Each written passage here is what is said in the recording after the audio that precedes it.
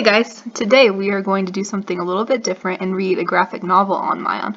This one is called Robinson Crusoe and it goes along with our castaway theme. Let's check it out. Robinson Crusoe by Daniel Defoe.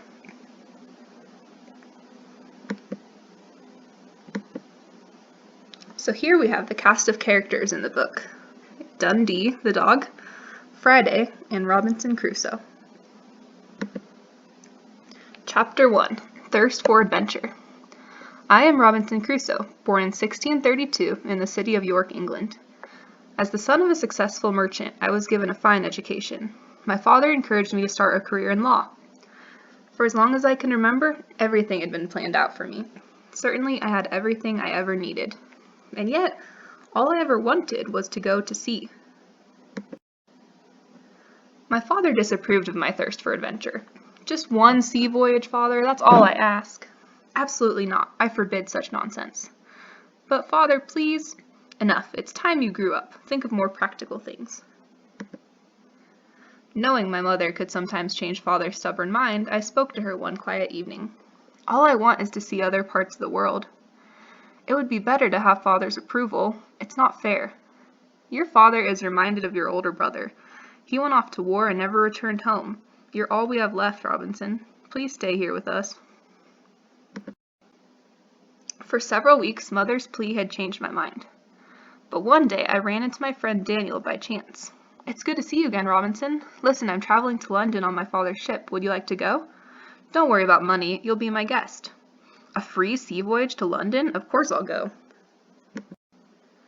Since the journey would last only a few short weeks, I left without saying farewell to my parents. I knew they would gravely disapprove. It was wonderful to finally be at sea, but little did I realize that I was beginning the adventure of a lifetime. Before long, I had my first experience with a terrifying storm. The most frightful waves slapped at the ship. Mountains of seawater hurled at us with fury. I was certain we were doomed.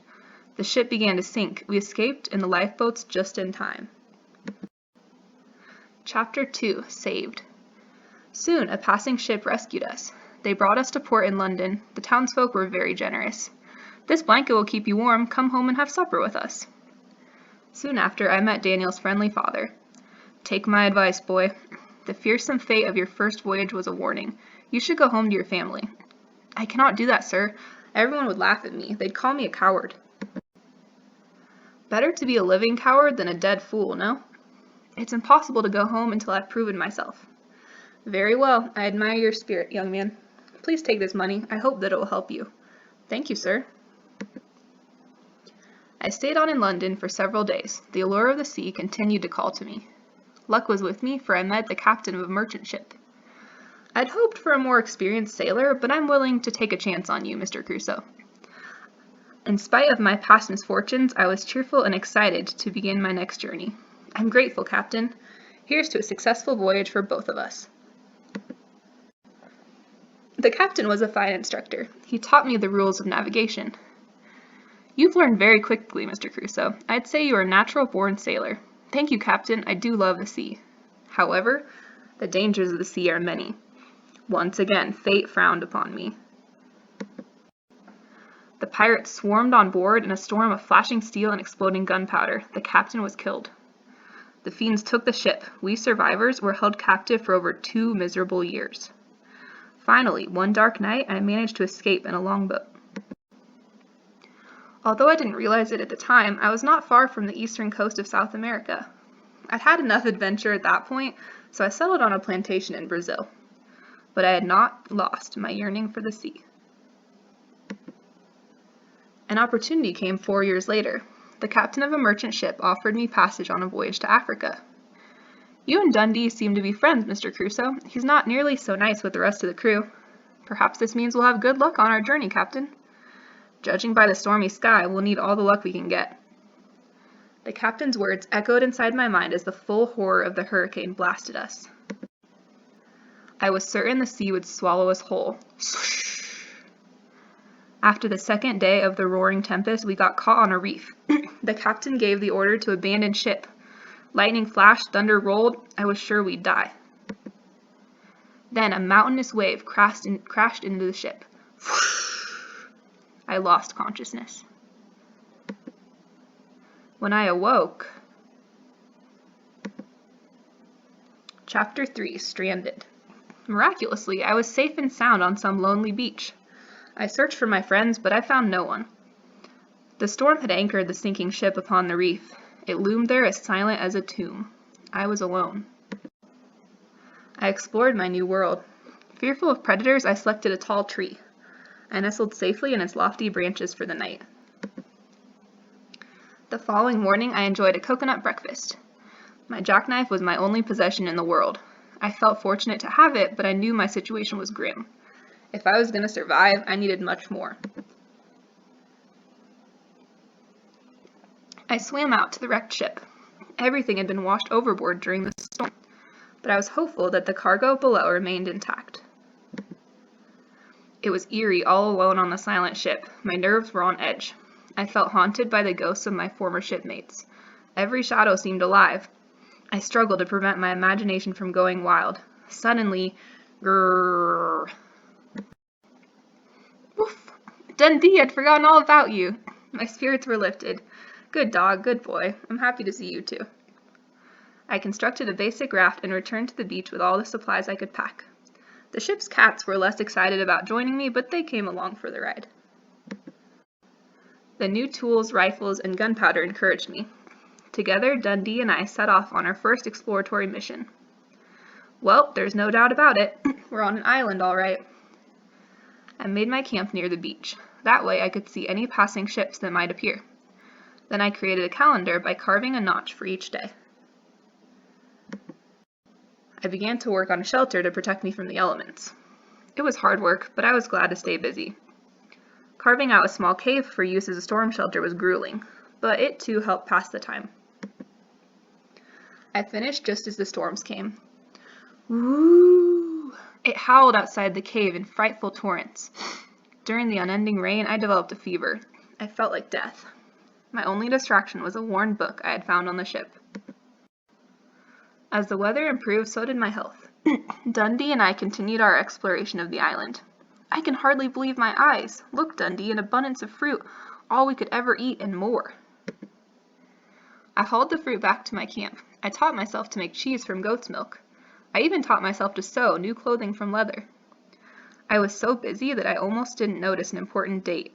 It's hard to believe it. I've been on this island a whole year. I tried my hand at gardening using a bag of spilled chicken feed from the wrecked ship. Seed-bearing plants soon began to sprout. Within a few months, I'll be able to make fresh bread. Some weeks later, I started to feel restless, so I decided to complete my exploration of our island. Soon. Look at that, Dundee. I've never seen anything like it.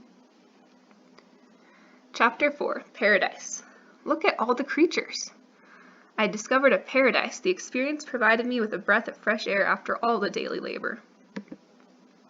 Rejuvenated, I set to work making a sturdy wooden bowl.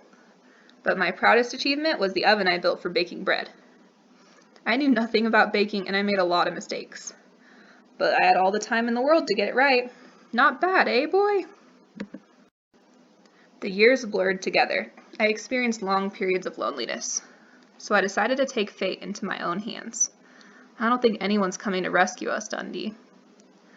I tamed a parrot to keep me company. Sadly, he wasn't much for conversation. Squawk! My companions watched with great curiosity as I carved a great cedar tree into a canoe. It was a massive job. I spent half of the year working on it. When it was finally finished, "Arf! Don't worry, boy, it's just a test voyage. I'll be back soon." My plan was simple: sail around the island to test the boat. However, steering the boat proved to be much harder than I'd anticipated. The powerful current pushed me farther and farther out to sea. Somehow, I managed to return to the beach. I'm all right, Dundee, but it looks like Robinson Crusoe will be staying put a while longer. Crusoe! What was that? Someone called my name. Did you hear it too, boy? Crusoe! Crusoe! Squawk! The parrot had finally learned how to talk. I laughed until I cried. I decided that I'd had enough adventures. For the next 9 years, I lived a quiet life on the island. One day, while strolling along the beach, my life changed forever. What did you find, Dundee? No, it can't be. Chapter 5, Cannibals. Footprints. Human footprints. I was not alone. I'd heard of cannibals inhabiting this area of the world. I wondered if people from another island had invaded. I became overwhelmed with terror. I didn't sleep that night. The following morning, I loaded all of my muskets. I set to work building a more secure fortress. For many months, I remained on my guard. I never saw signs of other human beings.